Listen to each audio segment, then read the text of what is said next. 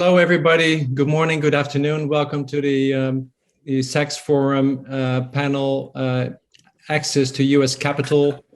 Very important topic on the mind of anybody working in our sector. I want to forego all the formal introductions and just do a very brief intro of all the speakers. We have Isabella Schidrich, who's Senior Managing Director at Nasdaq, responsible for listings of the EMEA companies. Alison Haggerty, who is a partner at Latham and Watkins, one of the foremost law firms in our sector. Cavazos, Senior Managing Director at Leerink, doesn't need any introduction. Leerink, one of the foremost banks in our sector as well. Martin Welschof, very pleased to have you with us. CEO of BioInvent, a Swedish public company listed on Nasdaq Stockholm, a very successful company. And last but not least, Michael Rice, the founder of LifeSci Partners. So welcome, everybody. Just as a start, I chatted with a few of you before this call. Before this panel, I'd like to throw down the gauntlet and just throw it out there. US capital, what is it good for? Do we really need it? Maybe Isabella, from your viewpoint, you're in touch with so many of the European companies. Maybe you can start speaking about that. Yeah, thank you for the opportunity, Hans. We had an amazing year this year with 760 IPOs raising 220 billion. So this is significant capital to further growth of companies. And if I look at European companies over the decades, we've managed to attract hundreds of companies either via dual listing or primary listing. But it obviously, it's smaller in terms of numbers. So on average, we have worked with around 15 European companies. So this is 1/5. But this year, again, we are overwhelmed. So we had welcomed 33 European companies, raising, again, a significant amount of over $10 billion US. And this shows that capital is there in the US, and it helps companies across all regions to tap into this pool and grow further. And definitely the US markets are open for companies across all sizes and sectors. In Europe, we typically see companies from the healthcare sector, technology, and consumer companies coming to the market. And as I said, all sizes, smaller companies starting off around 100 million market cap up to multi-billion. Oatly is an example of a multi-billion company this year. So yes, we're super excited about the growth opportunities the US markets offer, and obviously not to forget with BioInvent here and Martin representing, we have obviously European markets as well, with Nasdaq Stockholm is our leading market in the Nordics, followed by Copenhagen and the Finnish market. So we are in a good position to offer capital across regions. So does listings on Nasdaq, if we limit it to life sciences now, are those primary listings or dual listings? It's a mixture of both. So we are agnostic. We welcome company with any type of listing, whether it's a primary listing with going directly the classic IPO route, initial public offering route, or going via the SPAC business combination, which we have seen and more this year and last year, where a private company goes public by merging with a SPAC, a shell being listed on the US market already.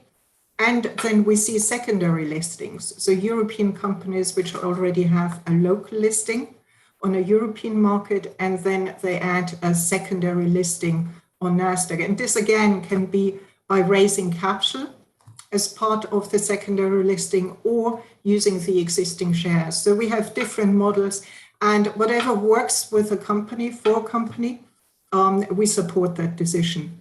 And Sure. then obviously going forward, help companies in growing further. And we provide a range of services helping companies to really make the step into the US market, whether it's supporting with investor relations services, ESG services, which become so much more important, especially over the last 2 years, and corporate governance services. Sure. To back out a little bit, Martin, CEO of BioInvent, you're a little bit in a different phase right now. You're not Nasdaq, well, you're Nasdaq Stockholm listed, but not Nasdaq US. You have been very active in diversifying your shareholder base over the past years. Can you, talk us through that and how important that is for you and the company's growth? Absolutely. So I can give you a little bit a summary of what we have done, starting summer last year, actually.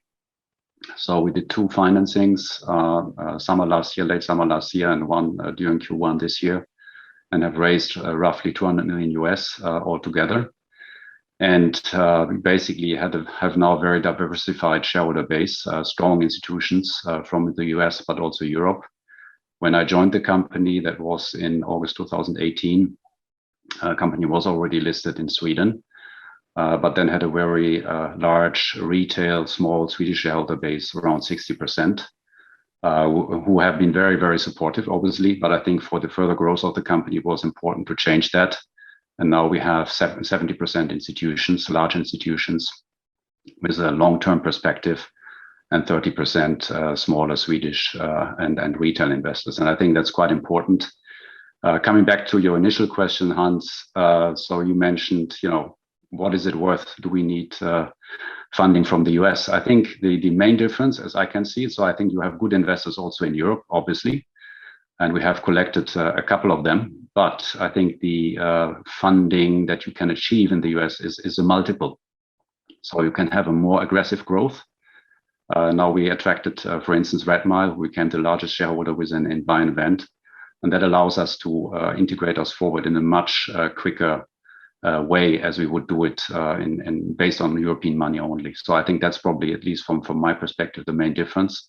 And obviously also, if you think about listing in the US, the valuation aspect, if I look what BioInvent is worth today on Stockholm Nasdaq and what could it be worth in the US, there's probably quite a difference.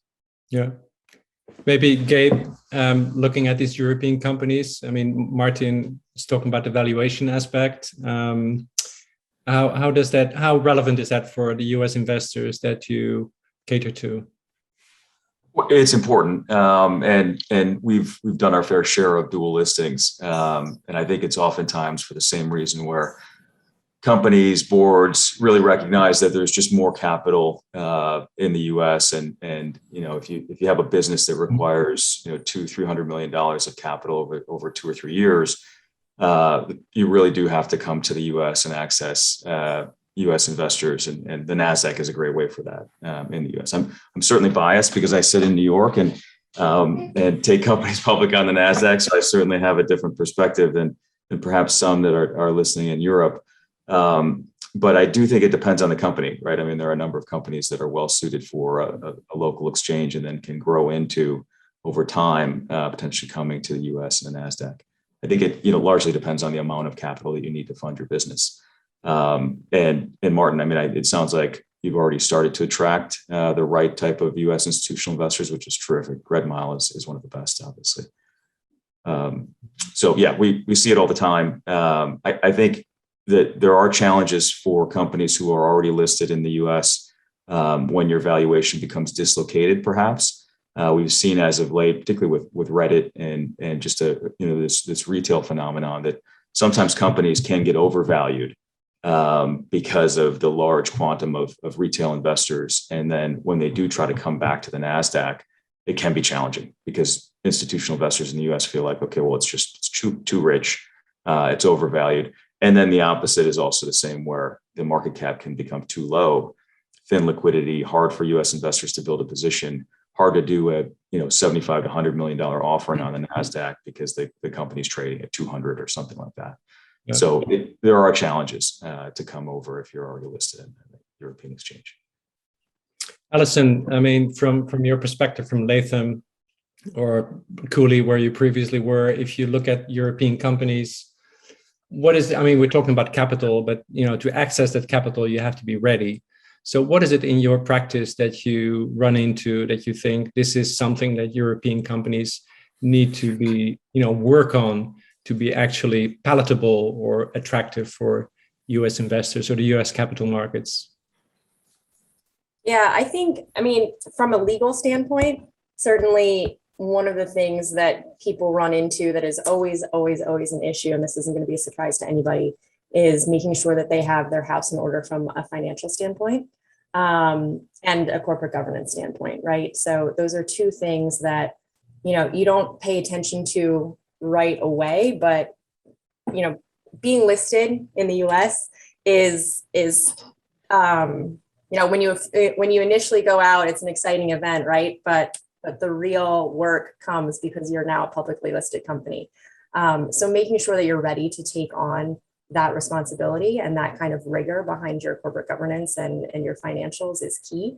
And that work honestly starts way before you decide that you're like, okay, I'm gonna start a IPO process. I'm gonna start my organizational meeting and draft a registration statement, right? So I would say, 5, 6 months, a year before you're really even thinking about getting started, you should be thinking about, do I have the right team in place?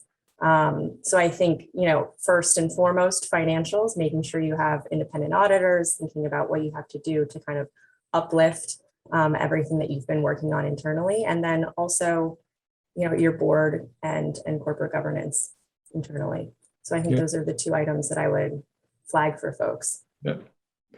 Mike, with the LifeSci Partners platform, there's so many touch points for us with all these companies. And you're talking to these companies every day, all day, every day of the week. What is it that you see from your long experience with LifeSci that is relevant for our companies, really? You're on mute. Thanks, Hans. It's hard for me. Look, I think there's no secrets here. At the end of the day, the U.S. capital markets is a place where European companies find validating investors. Not to say they're not good investors in Europe. There are good investors all over the world. I think what you have here is a unique set of circumstances where you've got knowledgeable, validating, deep pockets of investors that have the ability to continuously fund companies over and over again and through various different milestones.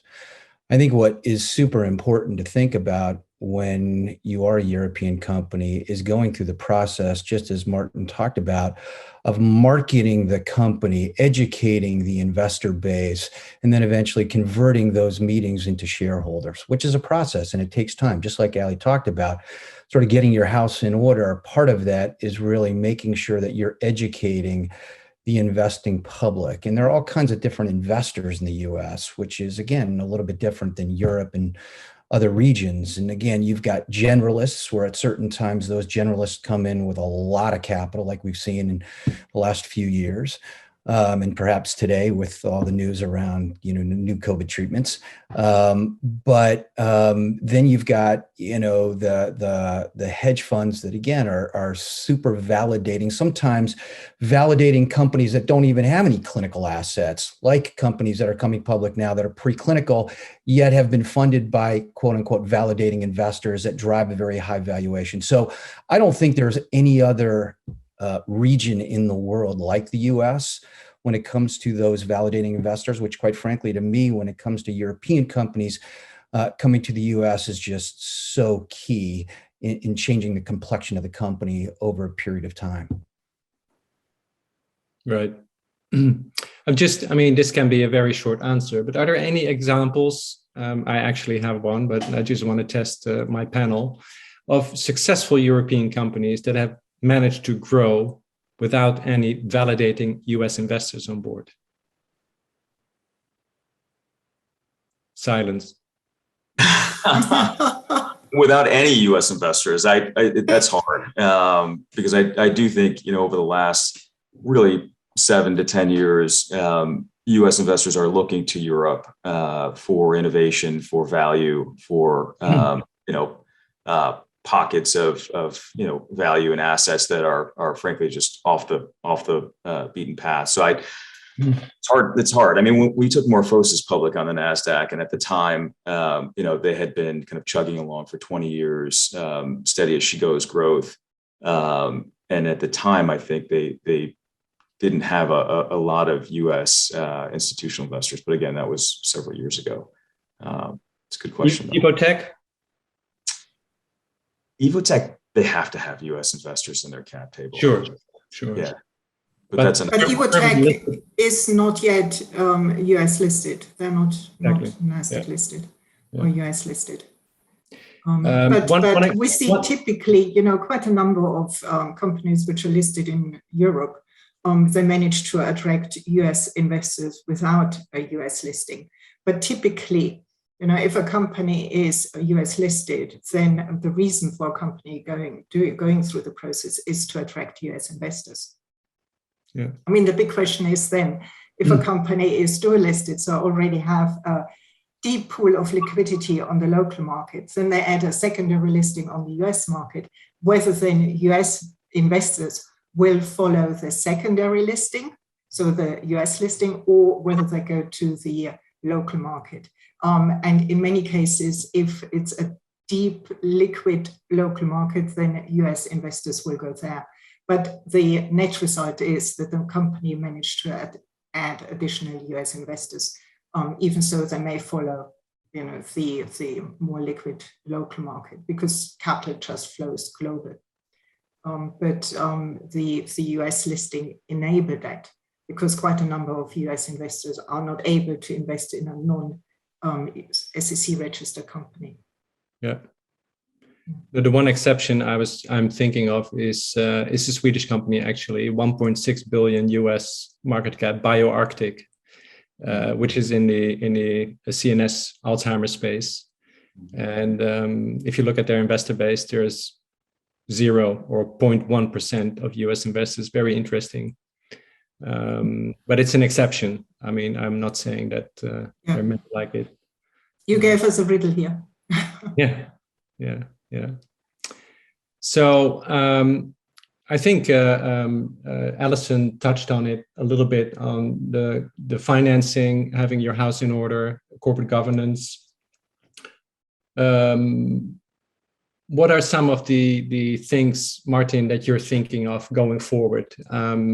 We're not talking about US listings, but are you thinking with your board on, diversifying your team, your board? How does that, work at BioInvent? How do you think about those things?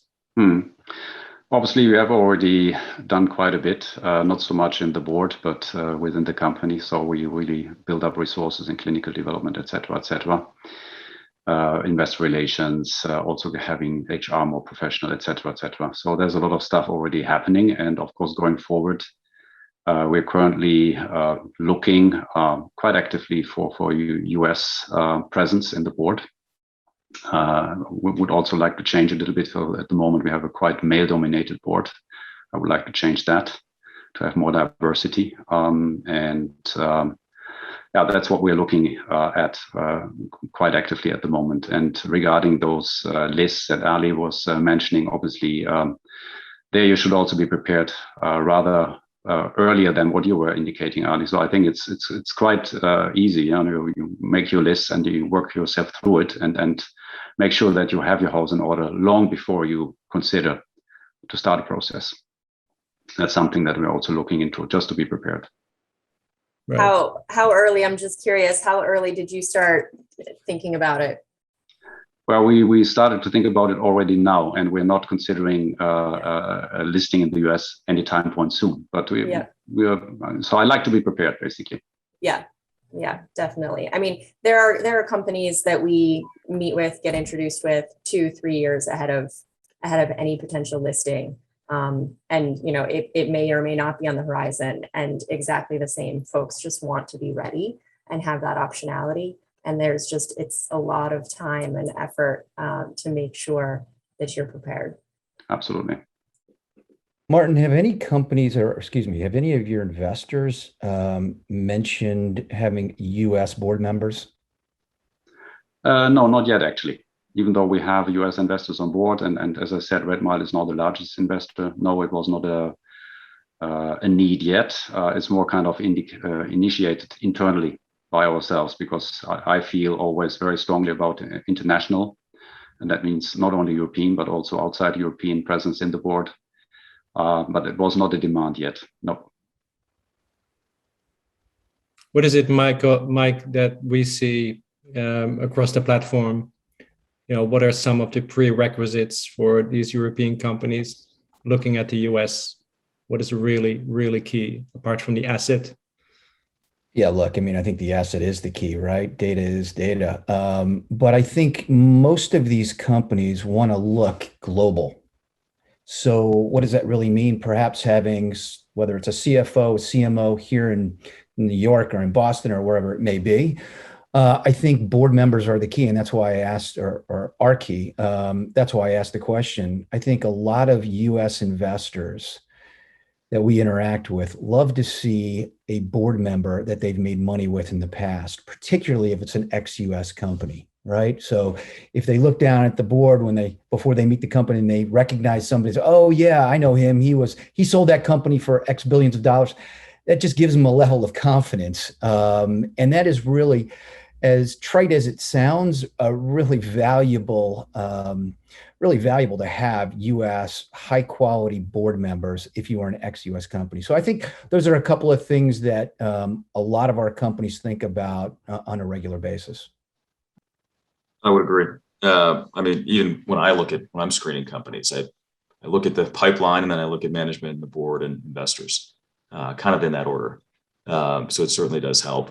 There are FPI issues though, right, Ali, over time where you want to maintain your FPI status and don't want to you want to be exactly. You don't want to have too much contact with the US because you don't want to lose your FPI status too soon. FPI? FPI, foreign private issuer. Right. So foreign private issuers have some exemptions and get a little leeway under US reporting. So it's great to be able to maintain your FPI status for as long as possible. But if you have over 50% of your shareholder base in the US, plus certain contacts with the US, like board membership, too many people are located in the US, assets, too many of your assets are located in the US, then you can lose that status. And basically then you exit FPI status and you're just a regular old US issuer, which means you're then, kind of trapped into doing quarterly reporting and proxies and everything that you kind of get out of as an FPI. But Ali, isn't the flip side to that, there are some investors that really cannot invest in foreign issuers that want companies to re-domicile here in the US and actually do quarterly reporting, et cetera? That certainly happens too. And it's interesting. I've actually had also companies that are FPIs that institute quarterly reporting because they want to look like US companies. And that's attractive to some investors too. I mean, I think it really does depend on your investor base and what you need. Yeah, that's attractive to most bankers as well, right? I mean, to have quarterly financials, more flexibility about when you can raise capital. It's expensive and it's time consuming, but I think as you grow up, certainly something to consider. Yeah, so, I would add there as well, then what we typically recommend to European companies is really to look and feel like a US domestic company, because you compete with thousands of public companies in the US and you would like not to look different. So to be European is not a differentiator. It's really to look like a US domestic company.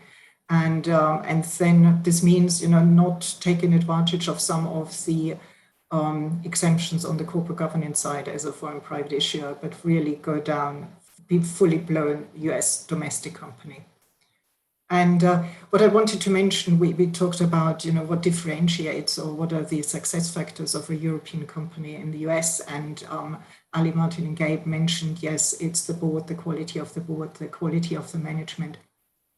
To have an experienced team and some of the hard hitters here definitely attracts investors, and obviously to build on the investor base. But it's also the commitment to be in the US market for the long term.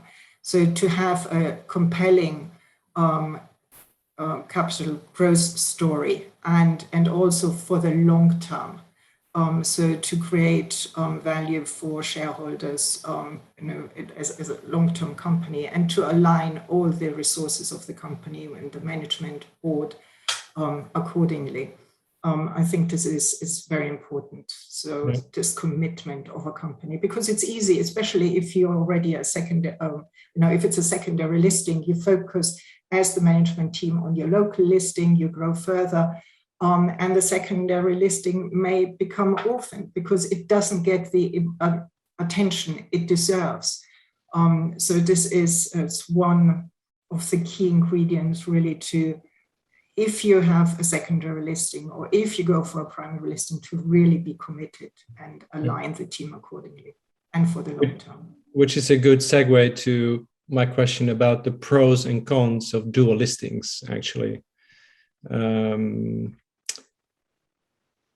You addressed some of it, Alison. Gabe, what in your experience, what are you running up against? Yeah, it is, for those companies that are already listed in Europe, there are challenges. I think some of the challenges that most people don't talk about are things like U.S. research analysts, not really wanting to cover companies that aren't on the Nasdaq, right? I mean, we hear this from our team all the time. When are they coming to the Nasdaq? And, I just feel like if I'm covering a company that's on a local exchange in Europe, that my institutional investors in the US aren't really going to read the research and who's going to hear my voice. And so that's something that, a lot of people don't think about. A lot of people don't talk about. I think on the margin too, then, you end up with research coverage from London or from somewhere in Europe. And then US investors tend not to read that research as much as they would their friends in New York or Boston or elsewhere. So that's one of the kind of hidden cons that I think most people don't really talk about. I mentioned some of the constraints around valuation that that can be a challenge. There are obviously local jurisdictional issues around pricing and discounts that can be a challenge, particularly in France and Germany and elsewhere with respect to your reference price. The fact that it can be hard. I mean, you really can't do price discovery in the same way that you could do for a traditional Nasdaq IPO. If you're a private company, there's a testing the waters process, and then there's a kind of price discovery process throughout the roadshow, where you don't have to get it right. There's a range of value, and you oftentimes will land in that range, or at least want to. Where if there's a reference price and then there are pricing discount restrictions, you do have to time it right. Right, so it adds a couple more variables into the when do we go out equation, where you have to obviously think about news flow with the company and catalysts and competitive dynamics, market dynamics. But now you have these other variables that are creeping in with respect to, does the board think that our stock price is appropriately valued, or are we undervalued? And in my experience, most boards think you're undervalued. Most management teams feel like you're undervalued. Most bankers feel like you're undervalued.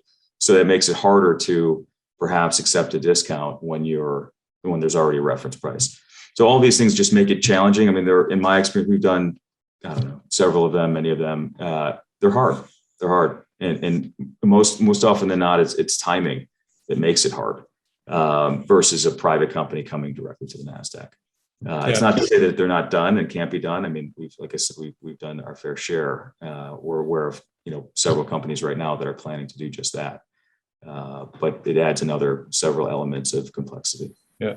Well, to take a point of what Isabella just said, I mean, in your experience, how committed are these teams actually to spend time on the street to talk to US investors and actually market the company?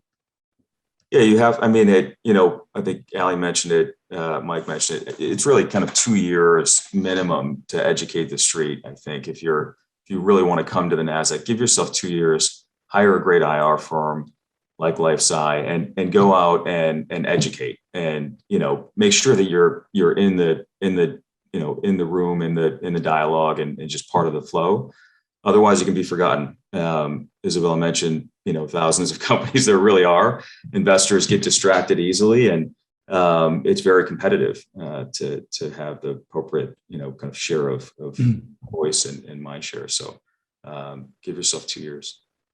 So what do we do, Mike? I think Gabe is spot on. And I love the fact that you mentioned, Gabe, the whole research dynamic here, because that is a real complex issue, but it really drills down to the investors in our view. Does an investor want to invest in a company that's trading, Sunday night? A lot of guys don't, right? And so that dual listing is an issue for a number of the investors that we speak to, for sure, in different exchanges. The other thing is a lot of the volume typically goes back to that local exchange. A lot of that is retail volume, also somewhat of an issue. But to your point, it does go back to how much time do these companies, these management teams, want to spend with U.S. investors, even though they may not be making a ton of headway right out of the gate. And there's a lot of frustration that builds up. I go back to the very first time we did this with Tygenix, and we talked about this the other day, where Tygenix was trading in Brussels. It was basically all retail owned. It took years in order to get a pipe done with RA and Cormorant, literally, but that changed the complexion of the company dramatically, right? From that point, they were validating investors. They were taken much more seriously. The management team, all of a sudden, once that happened, flipped over to, we're only going to be in the US, right? And it just, again, the entire complexion of the company, corporate action, everything changed. And so it was a great example of really spending the time, putting in the effort, doing a transaction at the right time. And then eventually the rest is history. They were taken out by Takeda. So. Yeah, it's a great case study. One more point though, about timing and the dual listing. If you do a great deal, then I think everything works out, right? If you bring in these anchor investors, these large institutional investors that are putting 20, 30, $40 million to work over time. If you do a tough deal that you don't have a great book and you don't have sticky money and, the investors turn over, then you've got a bit of a broken stock, right? And that can be a challenge where you've got thin liquidity on the Nasdaq and it's hard. I mean, it takes you probably another big follow-on to rebuild the registry and bring in institutional investors. And that can be a very awkward period where you've got, relatively thin trading on both exchanges. And then this dynamic where you've got more liquidity in Europe and your point, Mike, about investors in the US waking up and not really understanding why the stock is trading a certain way. So that puts more of an onus on the education process to make sure that when you do launch your deal on the Nasdaq, that where the demand is going to come from and that it's going to be real demand and sticky demand. So to that point, I sometimes say to European companies, and it's a little bit of a shortcut, that doing a primary listing on Nasdaq is a license to print money. We talked about the retail basis of retail following of many of the European companies, and retail doesn't like dilution. On Nasdaq, it's easier to get approval, shareholder approval for follow-ons, accelerated book building, etc. Because the institutional investors, the savvy investors in the US, understand that capital is needed to grow the company, to move the pipeline forward. And so I have a question for Alison and Martin. Alison, I know it's not as simple as that, but is there anything in your practice that you run up against that you see that it's easier for US companies, US listed only companies, to raise capital compared to European companies? I mean, I think listing on the Nasdaq is a fantastic idea. In all seriousness, though, I think that the companies that we represent come back to the markets over and over and over again. They're doing raises every couple of years. They're putting up a shelf registration statement. They're putting themselves in a position where they can access capital quickly over time, and when they need it. I mean, that's part of the whole game. And so that, I think it's a great way for companies that need to grow and obviously have tons and tons of expenses to deal with so that they can develop life-saving drugs. I think it's necessary. So the governance system is there to allow these companies to do that. Yeah, right? 100%. Yeah. Yeah.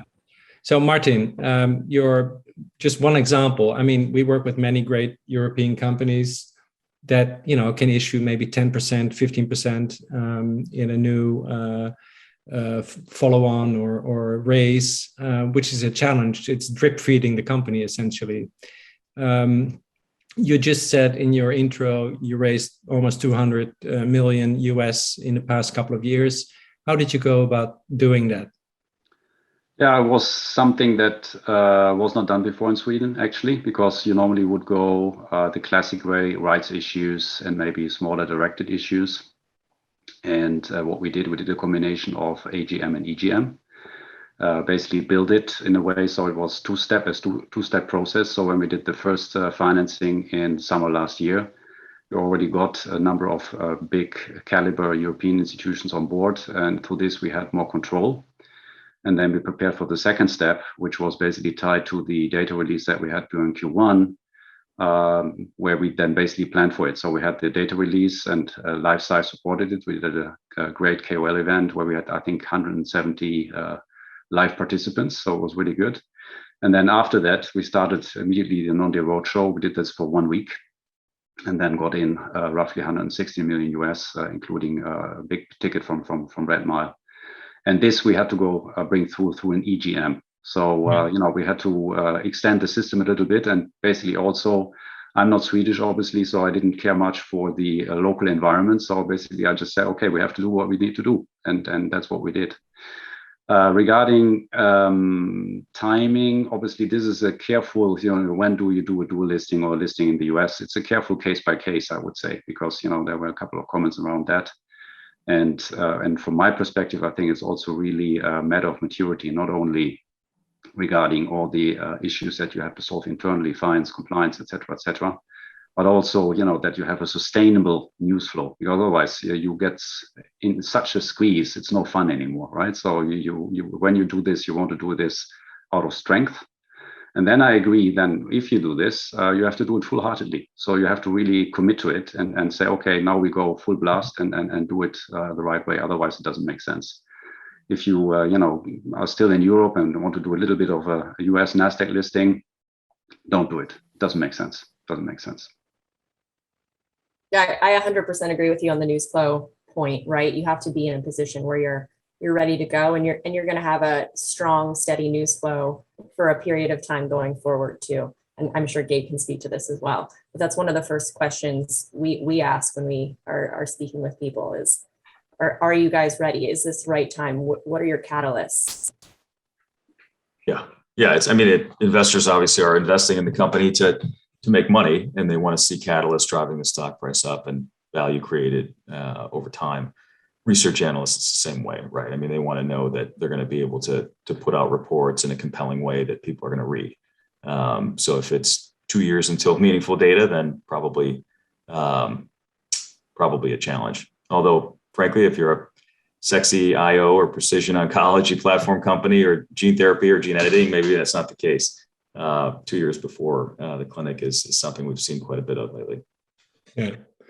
So, Mike, this IPO, is it sacrosanct? I mean, we're talking about catalyst. How far should that timeline go into the future?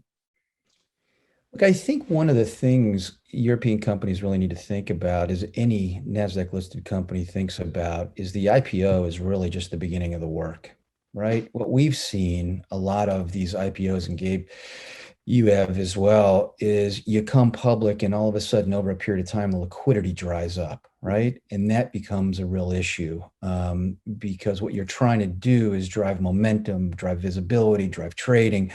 And with no liquidity, it becomes very challenging. So the IPO, again, is a terrific event, raises capital, but that's really just the beginning of the work that starts here in the US, and it's ongoing and ongoing and ongoing. And when you look at the statistics, when you do that follow-on, whether it's a year later or 2 years later, that's when the volume really starts to increase. And that's when the visibility really starts to increase. And again, as we always think about it at LifeSci, it's where you can go to some of these long only mutual fund complexes and say, hey, here's a real liquid name for you to take a look at. You don't have to buy it on a deal. There's enough liquidity here, right? It's a mature company. And so again, everybody gets very excited about IPOs, and it is very exciting, but at the end of the day, it's really just the beginning.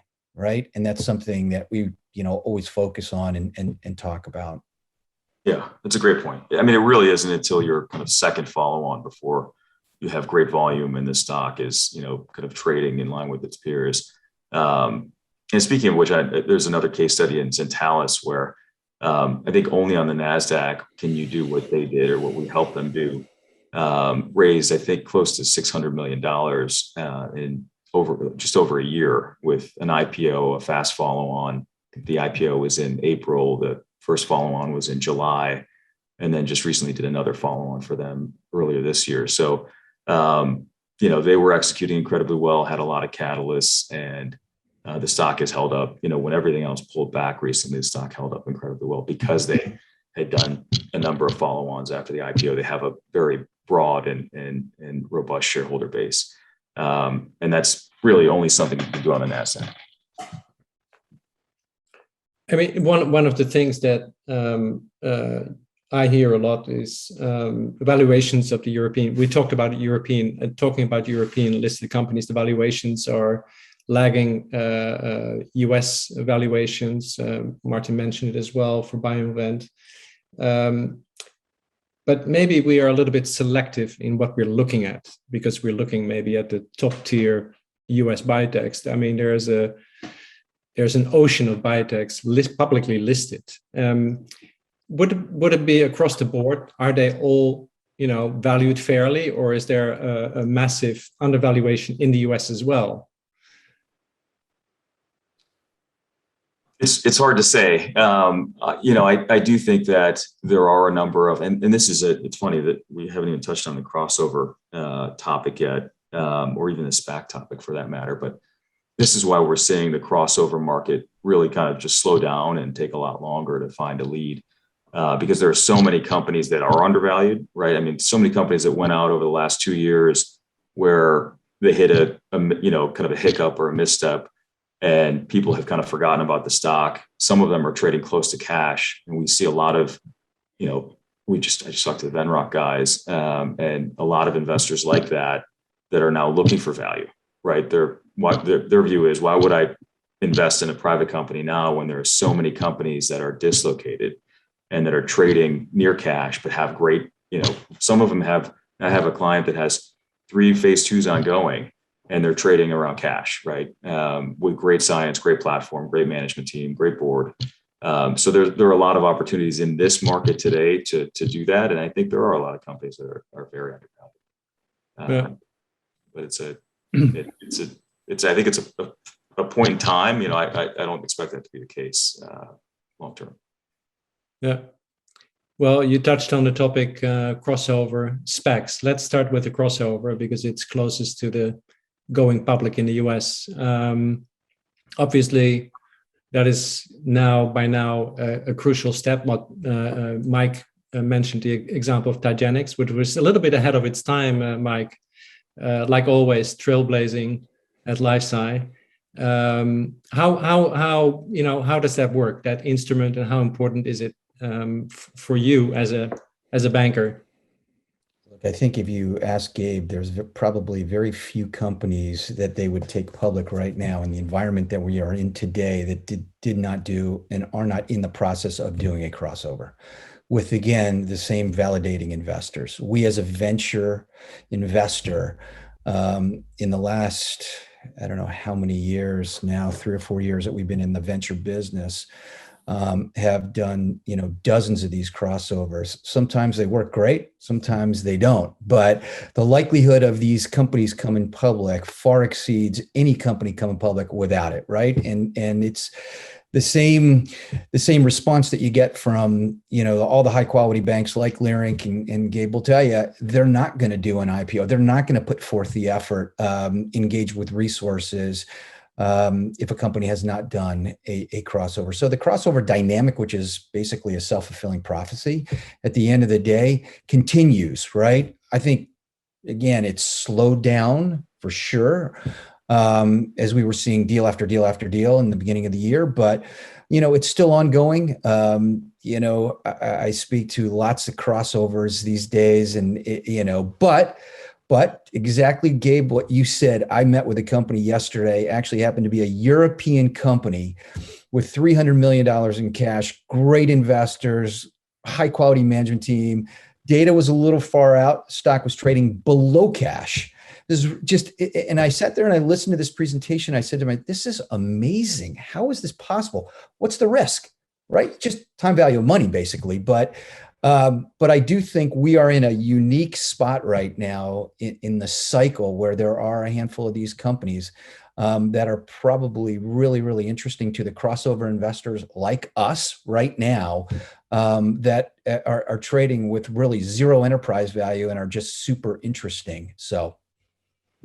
Yeah, agreed. I mean, just to put a finer point on the notion of the need to have a crossover before you go public. I mean, it went from 7 years ago being a nice to have to then, really kind of over the last 2 years, it's a need to have, particularly around COVID and the choppiness that we saw, the real volatility that we saw. You really had to have 100% of your deal covered by existings. And if you haven't done the crossover, it's hard to get there. And so the other dynamic too is that even if you're 100% covered on your base deal with existings, if it's all venture money, those investors for the most part aren't going to be supporting you in the aftermarket, right? So crossovers like a Red Mile, like others, they're going to be buying the stock in the aftermarket, supporting any weakness, and just generally supporting you for the first couple of follow-ons as well. So the crossover is more and more important.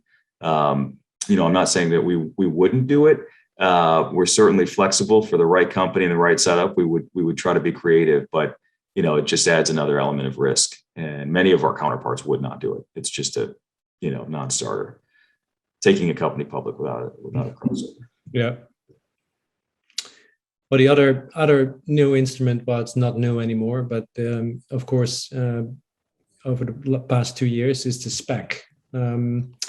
Mike, I think you know something about SPACs, right? I think so. I think we do know a little bit about SPACs, and continue to learn every single day about SPACs, quite frankly. And it's so interesting, again, in this period of time where we were, where we are today. When you look at the SPAC market right now, it's really very, very challenging. You look at the existing SPACs that are out there, the Chardon SPAC, the Perceptive SPAC, the RTW SPAC, the RA SPAC, the Casden SPAC, the Foresight SPAC, they're all down from that initial offering of $10, probably 40, 50% on average. So it's really interesting how much value is in the SPAC market now, as opposed to where we were, right, 6 months ago, where these things were just ripping right out of the gate. And that is clearly not the case right now. I think it's also, as we're about to close on our second SPAC, and really interesting, Red Mile happens to be our largest investor, and we co-invested in this particular company also. But the pipe market has become incredibly challenging to get pipes done alongside a SPAC now. I think, look, SPACs are a really interesting tool to use alongside whether it's reverse mergers or traditional book build IPOs, but it is clearly not what it was. I think the SEC changed the way all of this has functioned based on the accounting rules with the warrants, et cetera. And that really put literally a stop to the SPAC market, the SPAC issuance. But again, for the right company, right, a SPAC is a really interesting opportunity. And I do think there is going to continue to be opportunities for the right company to merge it into a SPAC with the right investor base. And that's really the key, right?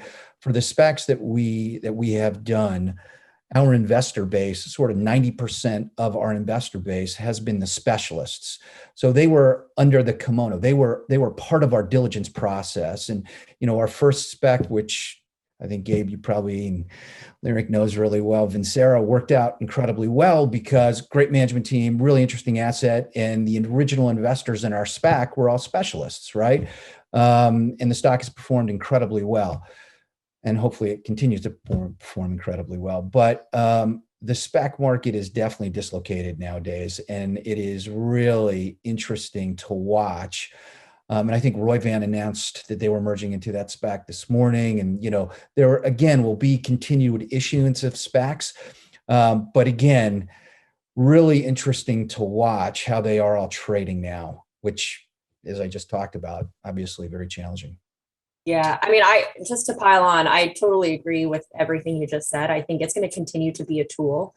I think SPACs are here to stay, but it's certainly cooled significantly. And it takes a really differentiated value proposition in order to make sure that you can see it through to the end and have a successful de-SPAC. I will add to that. I agree. I mean, you guys were trailblazers, Mike, and the market is important. I think it's going to be an important tool. We're committed to it. I think every firm is committed to it. We've just hired one of the most active SPAC makers on the street. And the market's cooled, I think, for a good thing, right? When markets are overheated, I get nervous. And when you see, capital flowing into biotech that is less sophisticated and less discerning, I get nervous. So, the markets ebb and flow naturally, but the fact that it's cooled off a bit is a good thing. I think everyone needs to kind of check their exuberance around any product and make sure that we're focused on quality. So, and I do think, look, we have a number of companies that are great candidates for SPACs. We're kind of, making those introductions every day. It's not for everyone. It's not for most, frankly, but it's certainly a great path for the right company. Isabella, is there any movement on SPACs in Europe? Yeah, we see a number of European markets listing SPACs and being very successful. So what I just wanted to add is that sometimes the SPAC business combination is as positioned as a faster route to market. I think it adds complexity. It adds complexity because a pipe is required. Then to find the right SPAC to merge with an operating company is complex. And then you have the challenge because there was no IPO, so you didn't build up an investor base to have real appetite then in the combined business combination. I think these are challenges which should not be underestimated.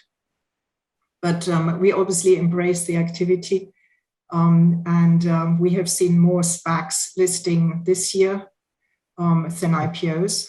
So it's, and this is what Gabe mentioned earlier on, obviously there can be a concern if the market is overheating, but we continue to see deal flow and we expect significant number of more SPACs and IPOs this year.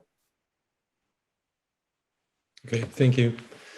I think, dear panelists, it's time to wrap up. Thank you so much for your thoughts, your ideas. It sounds trite to cite Mike Rice, but it's all about timing, preparation.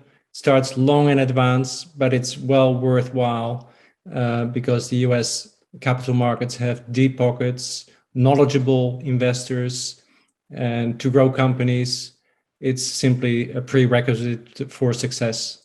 So with that, thank you very much for your participation and speak to you soon. Cheers. Thank you. Thank you, Hans. Bye, everybody. Bye-bye. Bye-bye.